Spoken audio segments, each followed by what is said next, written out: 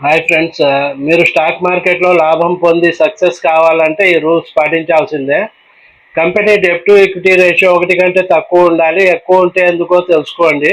Company dividend ఇవ్వడం మంచిదే, కానీ ప్రాఫిట్ వస్తుందో లేదో తెలుసుకోండి. రిస్క్ అండ్ రివార్డ్ తప్పనిసరిగా చూసుకోవాలి. మీరు పెన్నీ స్టాక్స్తో జాగ్రత్తగా ఉండాలి. ఇన్వెస్ట్ చేయవద్దు. ఇన్వెస్ట్ చేస్తే మీ పోర్ట్ఫోలియోలో 1% లేదా 2% కంటే ఎక్కువ చేయొద్దు. వచ్చే క్వార్టర్లీ రిజల్ట్స్ ఇంపార్టెంట్. ఎక్స్పెక్టేషన్స్ ఎక్కువగా ఉన్న స్టాక్స్తో జాగ్రత్తగా ఉండండి.